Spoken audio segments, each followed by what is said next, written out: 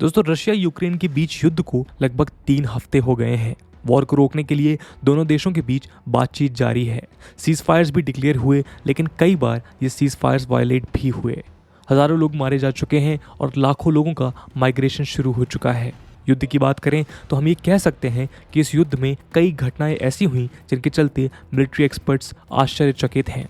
पहले आश्चर्य की बात यह है कि जिस तरह से रशियन माइट के सामने ये माना जा रहा था कि यूक्रेन को बस कुछ ही दिनों में कैप्चर कर इस कहानी को ख़त्म कर देगा, वो असल में हुआ नहीं। यूक्रेनियंस ने रशियंस को एक टफ फाइट दी और यही वजह है कि यूक्रेन में रशिया की विजय उतनी भी आसान नहीं है।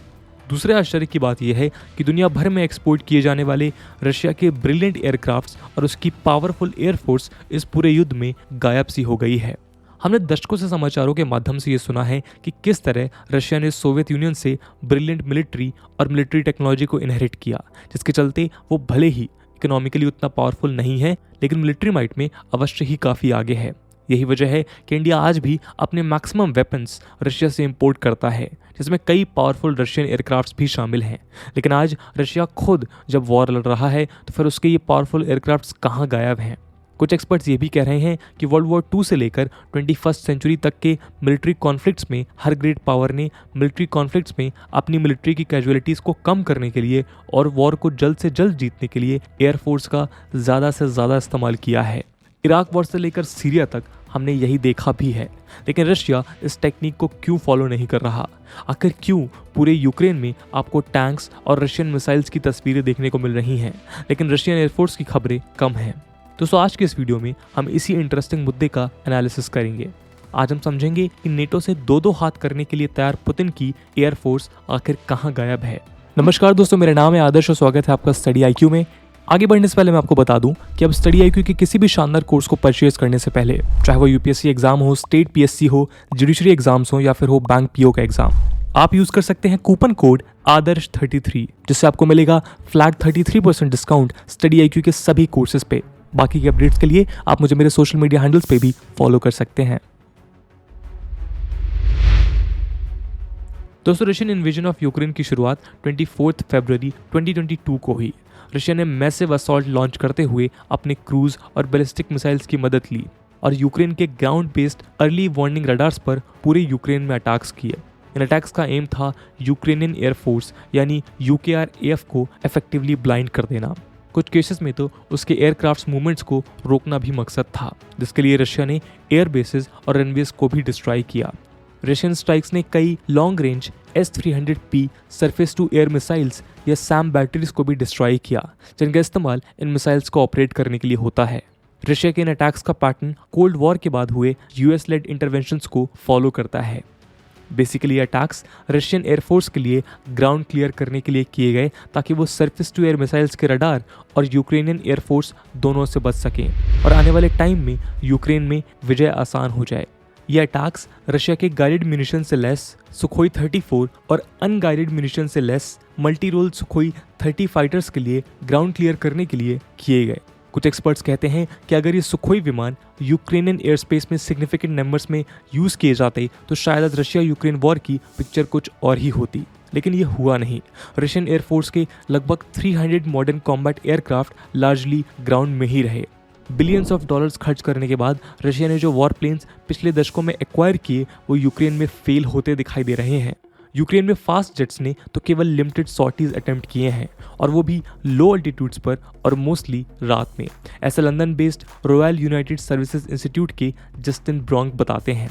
तो चलिए अब उन कारणों को समझते हैं जो रशियन एयरफोर्स के इस बिहेवियर को एक्सप्लेन करते हैं।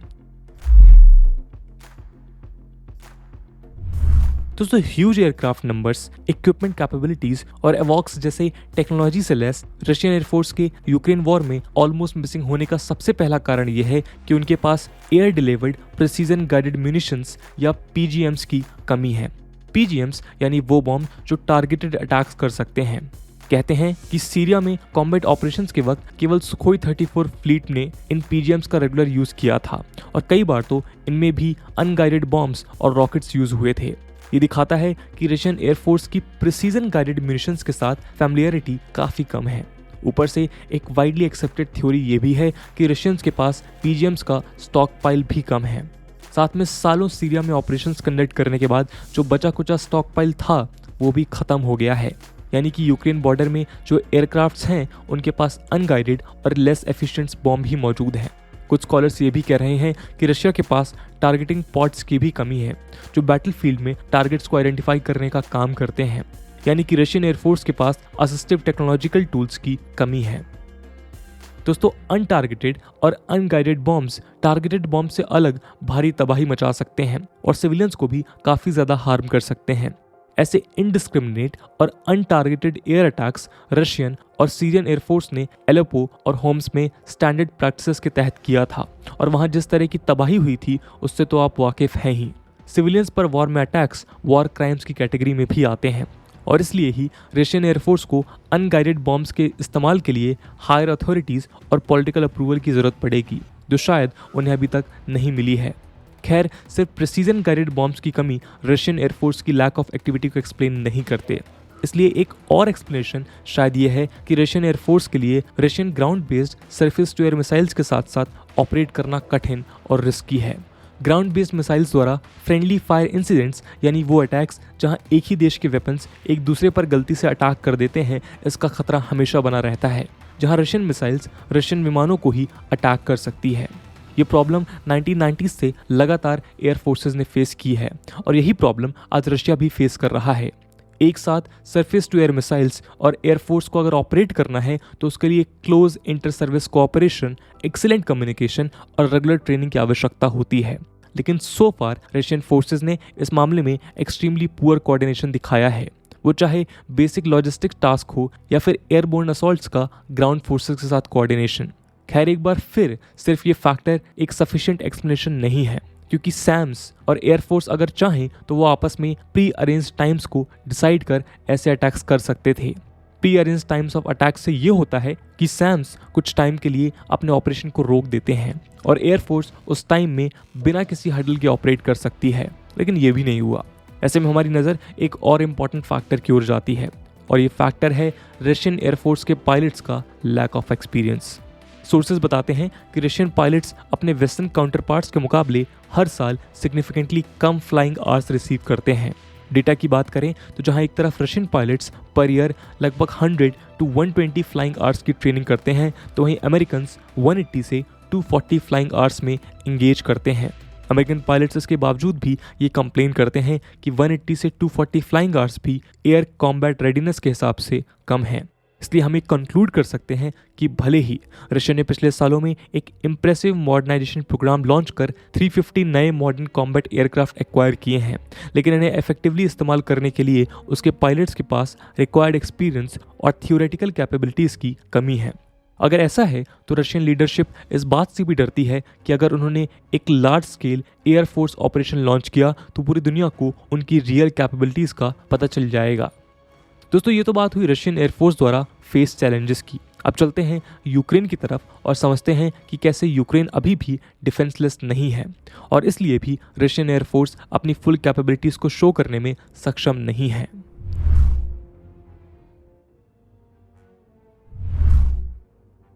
दोस्तों, जैसा कि हमने पहले देखा कि जब वॉर शुरू हुआ था तब रशिया ने कई सारे क्रूज और बैलिस्टिक मिसाइल्स को यूक्रेन के एयरबेसेस की तरफ भेजा था ताकि उसके planes, air defence system, radar और एंटी एयरक्राफ्ट मिसाइल डिस्ट्रॉय की जा सके। लेकिन सच तो ये है कि ये एफर्ट उतना सक्सेसफुल नहीं हुआ जितना रशिया को उम्मीद थी।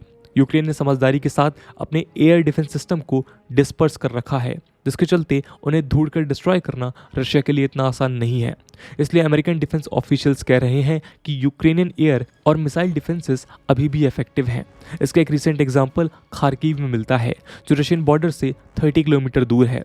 सीसीटीवी फुटेज में देखा गया कि 6 मार्च की शाम को यहाँ 2 Ukrainian anti aircraft missiles use हुई थी, जिसमें से एक ने रशियन एयरक्राफ्ट को डायरेक्टली हिट किया।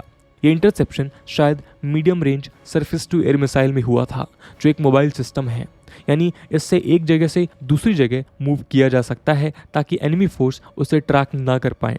खैर, ये anti aircraft systems radar technology पर बेस्ड हैं, लेकिन रडार अर्थ के कर्वेचर के नीचे उड़ रहे प्लेन्स को ट्रैक नहीं कर सकते और इसलिए रशियन एयरक्राफ्ट्स लो हाइट्स में उड़ान भर रहे हैं।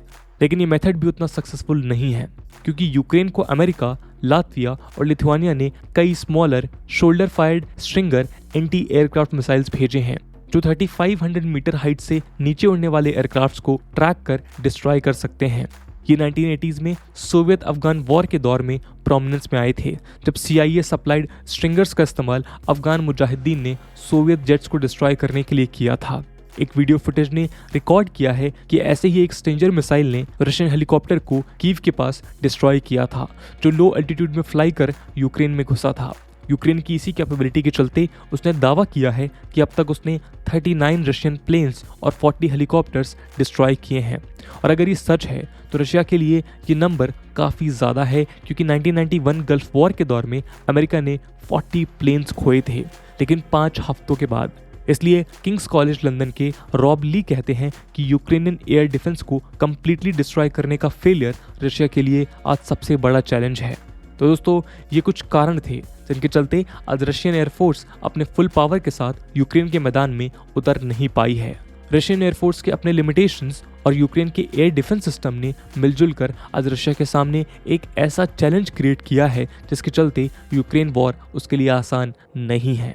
इस पूरे मुद्दे को लेकर आपका क्या ओपिनियन है, कमेंट सेक्शन में ज़रूर बताइएगा। आज की वीडियो के लिए इतना ही। आई होप आपको वीडियो पसंद आई होगी, और अगर पसंद आई है तो अपने दोस्तों के साथ शेयर करना मत भूलिएगा। हम मिलते हैं अगली वीडियो में, तब तक के लिए जय हिंद, जय भारत।